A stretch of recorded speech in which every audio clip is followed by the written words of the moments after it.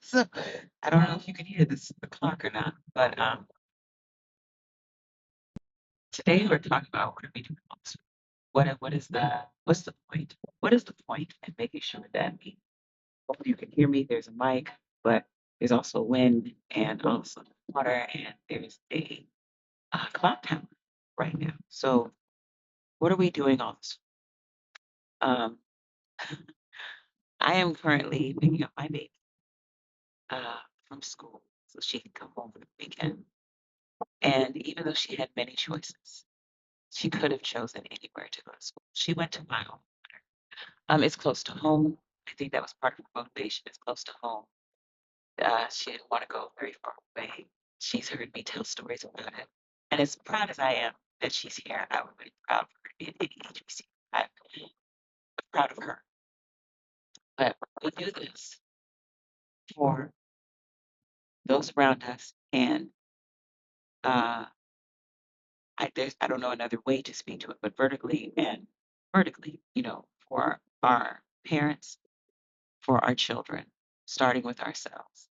So some time ago, because I don't want to say anything that's harmful or triggering, some time ago, a child in the news had been taken off of this planet.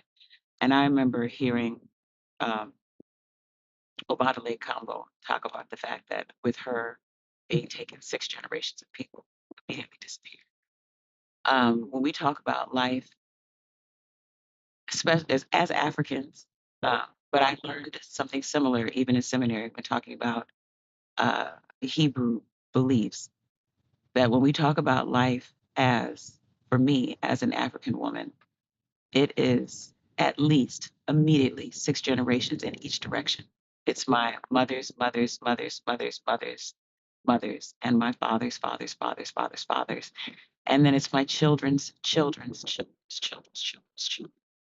So we do that for us because as we've been talking about this, any healing expands outside of us. Those that help to heal us are also healed. And as they continue doing their healing, they're providing medicine to us.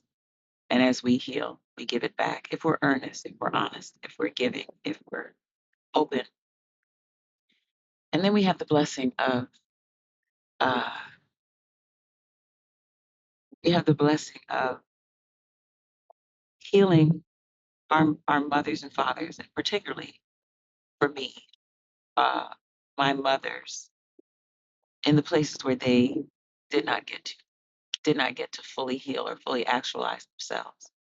So I think about even as I sit here in uh, Virginia near the water, my mother's family is in Virginia.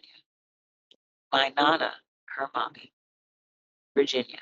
The homestead that my nana was born on and that my mother was raised in, Virginia.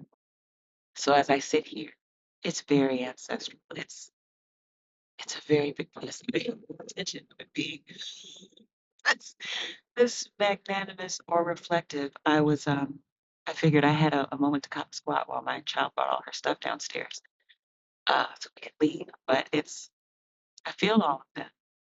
And in any space where they were not able to use their voice, in any space where they were not able to actualize themselves, I get to be that. I get to be loved in spaces where maybe they weren't. I get to use my voice in spaces where they didn't. I get to chart a path for myself where they were not able, or where they didn't feel they were able, or where someone had told them in very real sense where they were not able. And in other places, someone said the expectation of them was that they were not allowed to go and chart a path for themselves. They were not allowed to create the life that allowed all of them to be present, that allowed all of them to sing and dance and move and shimmy and talk and scream and yell and shout and all of those things. So I get to be that. I get to be that vessel for, for Phyllis, for Viola, for Virginia. I get to be that for Eunice, for Lizzie. I get to be that for Lula May. And then on the other side, I get to be that for my children and their children and their children and their children, and not just my daughters. Even though I'm very clear that a lot of the things that I seek to overcome are things that are placed on me and placed around me because I'm female and African American. Um, but I also know that I do these things. I seek to let my authentic woman sit and sit firmly so that my son, who is a good boy, will be an authentic man and that my daughters will be authentic women. I want them to know that it is not robbery to choose yourself. It is not it's not an offense to anyone else to be liberated for you. How could it be? What kind of existence is that? If someone else's existence requires you to be low in order for them to feel high, because they can't be high. It takes being very low to make somebody low. You don't get to ascend when you're standing on someone's neck. You can't fly like that. So it is no robbery at all to be your whole self. And I'm grateful for that. So as you reflect, because I'm sitting out here at this water, I told my child, I'll be out here at this water when you get down here. Mama, you didn't call me, but I did text her. I think she's just KO. College sleep is a good sleep. As you and I both reflect on why it is so doggone important to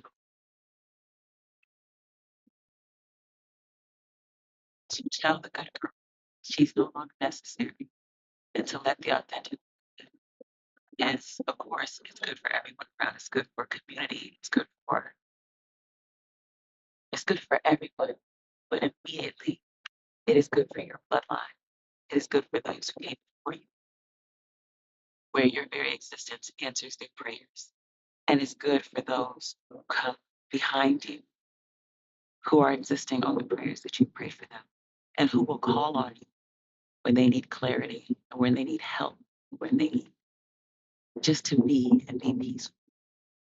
So right now, as I'm sitting here at this water, the wind is blowing, and maybe you're hearing it, and my hair is blowing, and my fingers are getting cold, as I feel all of my ancestors.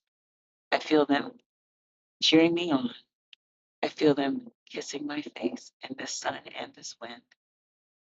I feel them smiling at me and being proud and giving me power and giving me confidence. And I think about my children and the babies that have not come forward yet.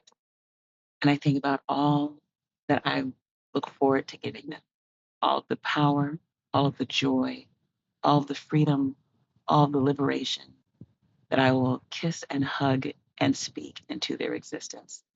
And so that's what we do it for. So this is Reverend Okunfo Walimu, yogi, doula, sister, daughter, Mama Adi, saying, I'll see you soon. Remember what you did before. Peace.